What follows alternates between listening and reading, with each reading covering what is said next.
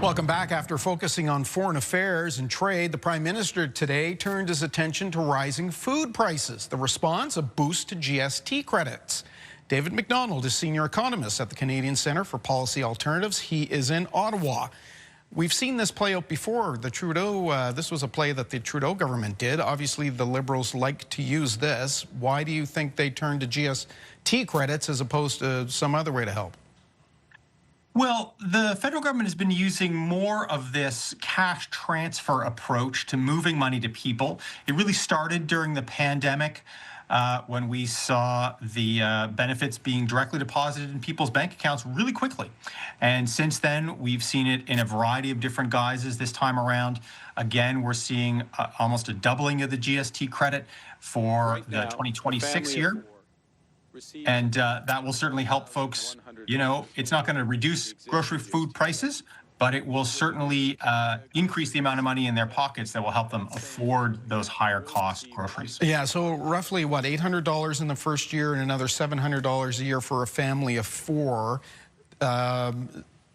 Correct me if those numbers don't shake down that way. The annual Dow Housing Food Report estimates Canadian families will spend about $1,000 more on groceries this year. So it doesn't quite match that. And it means a lot more money, about what, $3 billion on the books?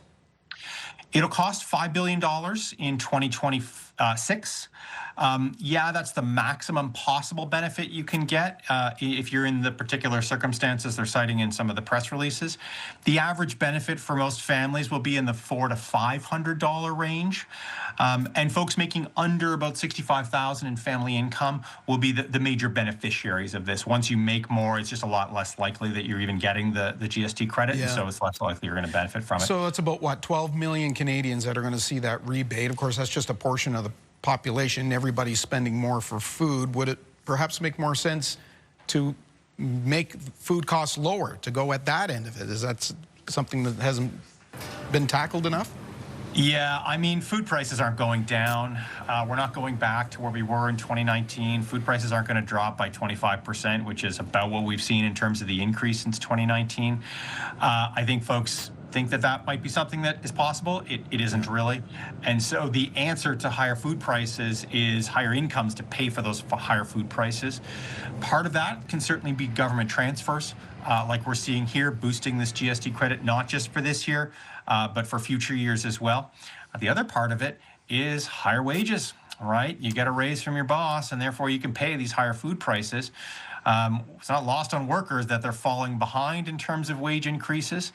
And so, I mean, a better approach would be tight labor markets that drive up wages so folks can actually afford these higher food prices if they're working, and most Canadians are. There's also, what, $500 million for food suppliers? That's right. And so the idea here is that supply chain issues can increase the cost of food for the end consumer. That's certainly possible. And there may be some specific cases where that could be useful. It is worth pointing out that grocery store profit margins have roughly doubled since pre-pandemic times. That has nothing to do with supply chains, just has everything to do with how much of the money that's coming into grocery store chains is being kept as profits. One of the features of the big increases of prices generally in Canada, not just for food prices, but generally in Canada, is that an important part of that extra money that folks are spending on inflation, higher prices, is ending up as corporate profits. That's not a supply chain problem. That's a profit problem. All right, economist David MacDonald, we always appreciate your insight. Thank you very much. Thanks for having me. We'll take a time out. We'll be back with more of your show.